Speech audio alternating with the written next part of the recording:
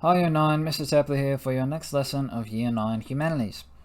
This lesson we're looking at preferential and proportional voting, which is two features, two structures within the Australian voting system.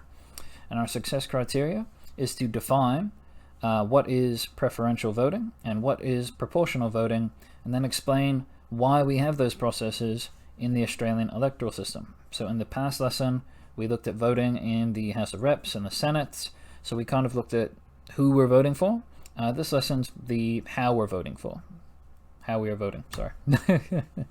So, I will say that before I get into preferential voting, I very highly encourage you to watch that video up there in the top right. It's only 3 minutes long. It's got some terrible acting, but preferential voting is one of those things that's kind of hard to explain, but it's very easy to understand when you see it in action, when you actually do it. So I encourage you to watch that video there if Mr. Tapley doesn't make any sense, which wouldn't be the first or the last time, I'm sure. But I'll try my best. So, to ensure that Australia's political system is fair and reflects our democratic principles, Australia has a unique voting system featuring preferential and proportional voting. It's not who gets the most votes wins. That's not actually how it works. We don't vote for like one person and they just get a lot of votes and they win. We have preferential and proportional voting. So, what is preferential voting? Well, you can kind of get a clue as to what it is from the name. So preferential, think preferences, think your most and your least preference, your most favoritist, your least favoritist thing. You can see it in the voting paper as well. So you can see number the boxes from 1 to 8 in your order of choice. So it's your preferences, basically. The voter doesn't just select one candidate. When you reach 18 years of age and you go to vote in an election, you'll see that the voting slip has you voting from your first to last preference. So the person I want to be my electorate representative or my state politician versus the person I don't want to be, my last preference. And what that means is that even if our first preference isn't elected, our vote still matters. So if we were just voting for one person and that person didn't get in, that'd suck. And it happens. But if I'm voting on a preference scale, even if my first preference doesn't get in, well, I'll say, well, at least my second preference guy got in, or at least my vote helped my third preference guy get into the politician place. To be elected, a candidate must have an absolute majority of votes. And what an absolute majority is basically half plus 1. So you need to have 50.1% of the votes to be elected. But if no winning candidate emerges after the first preference votes are counted, then what happens is the lowest scoring candidate, they get eliminated, they get kicked out of the game. And their votes, their first preference votes, are then given out to other people. So you can kind of see what happens. There's a better example on this slide here, so I'll wait till we get there. But basically after the first count, you can see we have 4 candidates, 4 voting candidates. Lauren only has 6 first preference votes. So what happens is, all right, so none of these guys have an absolute majority. They don't have 50 plus 1% of the votes. So we have a second count of the votes. So now all of Lauren's first preference votes go to these other people. So whatever you had on Lauren's voting slips, the second preference now goes to them. So you can see Maria's picked up 1 extra vote from Lauren's voters. Ari's got 4, Joe has 1. At that point, so the voter's second preference is now added to the total votes of other candidates. If this fails to create an absolute majority, the next lowest scoring candidate is removed and their votes are redistributed, and it just keeps repeating until we get someone who is a winner, till we get an absolute majority. So you can see even after the second count, they don't have 51 votes. 51 out of 100, they don't have more than 50% of the votes. So we have a third count. So Joe, who had the next lowest amount of votes, he gets kicked out, and his 21 first preference votes are then given to Ari and Maria. So 15 people had Ari as their next choice, 6 had Maria, and even though Maria was actually winning in the first count, she ends up losing, and Ari wins. So that's how preferential voting works. And you can see it again in this example here that I've taken from the PEO website. So you've got 4 candidates, Omar, Lily, Tom, and Rachel.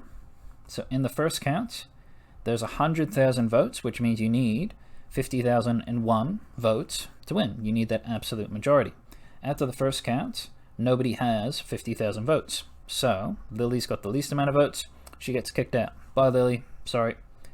Now Lily's votes are being given to other people. So you can kind of see how they've done that in the graph. So the dark blue in Omar, that's the first count. Then you can see he's added to his original score of 25. He's got an extra 8,000 votes from Lily. Still don't have 50,000 plus 1. So they get rid of... Oh, I got rid of Omar. Sorry, Omar. Got rid of Omar. And now... Oh, I'm in there. I didn't even see my name. Oh, I lost. Anyway. And then their votes are then added on, etc. So that's preferential voting. The other thing we have in our voting system is something called proportional voting. When you think proportion, think percentage. So a proportion of something is a percentage of something. So a good way to remember preferential and proportional voting. Preferential voting is your preferences. So first to least favorite politician. Proportional voting is percentages. So the majority of electorates, those voting regions in Australia, are single member electorates. So the electorate for Chisholm, we only have one person representing us in Chisholm. So there's one electorate member voted to Parliament. We don't have like a gang, a team of like 50 people who all represent Chisholm. It's just one person. However, the system of voting used for the Senate is proportional voting. So if you remember from last lesson, when we looked at the system of voting for the Senate, you don't just have one person for the state of Victoria. You have 12 per state, and then territories get 2. So how does that work? Well, if we just elected people based on their total amount of votes, so if we elected political members to the Senate just based on the amount of votes they had in their election, the Senate's probably going to lack diversity. It's just going to be the same people from the same party. It's just going to be 10 out of 12 senators from the Labour Party or 10 out of 12 from the Liberal Party. So there's not going to be much diversity. Will everyone's interests really be protected and represented if we all have the same senators from one party? The total vote system disadvantages voters who are supporting smaller political parties like the Greens or the Nationals, which leads to a tyranny of the majority. We looked at that when we looked at democracy, and basically what that means is when you have a lot of people supporting the same thing, that's good because you've got your representation in Parliament. However, those minorities, so in real life, you're looking at refugees, you're looking at immigrants, you're looking at Indigenous Australians, those minority interests are forgotten. So if we just voted total votes in the Senate, you wouldn't have minority interests being supported. So you wouldn't be able to get Indigenous human rights. You wouldn't be able to get refugees and immigrants having visas getting into the country. So it's important that we don't have this tyranny of the majority. So how we create a fair system, how we get some diversity into our Senate, is we use proportional voting. So instead of electing winners based off their total amount of votes, we put people in the Senate based off them winning a percentage or a proportion of the votes available. And the best example I could find for this is this fake election for the people of Food Town, which sounds silly, but anyway. So you've got different groups, different parties, if you will, different people. You've got the oranges, the peaches, I'm going to say apple, but I can't really tell. And then 2 types of vegetables. Mr. Tepley doesn't use vegetable. Broccoli, beans. Nailed it. So if we're just going off the amount of votes they get in the election, what could happen is the most popular party gets 4 out of the 5 positions in the Senate. So that would be bad because all these other people, even though the peaches are going to rep the peaches, they're not going to be helping out their mates in these other groups. So the entire Senate is being run by one party. That means the rest of the country is not going to have their interests represented. So in a multi-member district, so the Senate where we put in multiple people per electorate, if we use a proportion system based on the amount of votes they get, you're going to get something that looks more like this, 1 from each group. So you're helping out smaller parties, independent parties, and now our Senate, who make the decisions about Australian power and politics, they're going to be representing all the interests of everyone. So that graphic is probably the best way I can think of explaining proportional voting. So preferential voting, looking at preferences first to last. Proportional voting, you're looking at percentages. So you need to win a percentage of the vote. not just the total votes available. Because some places will have obviously more people than other places. So higher population, easier to get more votes, easier to get into the Senate. So we go for percentages. So we end up with a diversity of fruits in Senate. So list activities for today. Again, you just got a couple of questions and a couple of words to smash into your civics glossary. So question 1, smashing it into your digital notebook. In a preferential voting system, the political candidate with the most number of first preference votes might actually lose the election. So even though they were the first preference of the most people, they might actually lose. Do you believe this is fair? Why or why not? So if you go back to this example here, Maria has 39 first preference votes, but she ends up losing the election. Do you think that's fair? Do you think that's a fair system of government, of voting? Why or why not? Couple of sentences just to explain your answer. Question 2. This is another good way, I think, to explain proportional voting.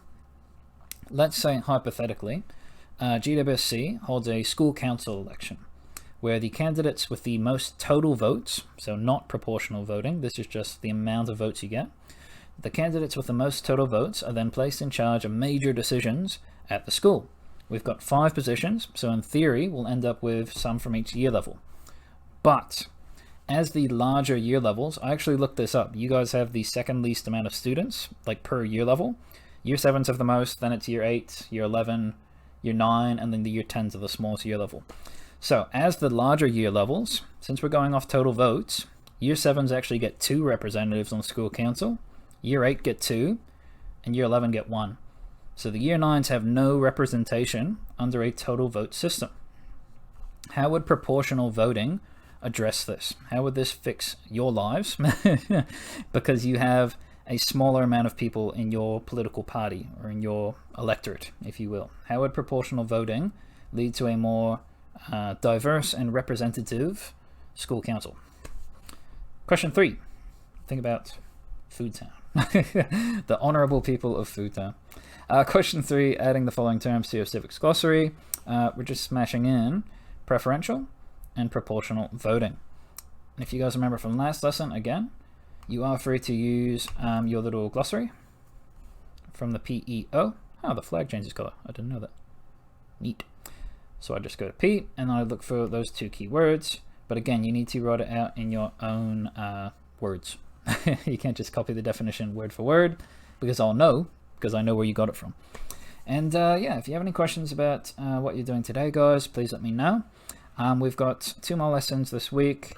Next lesson we'll be looking at political parties, and then the final lesson of the week I'm going to schedule a catch-up lesson. So yeah, if you're feeling stressed or overwhelmed, please let me know, but I've got a catch-up lesson on the way to people who are starting to fall behind in their work.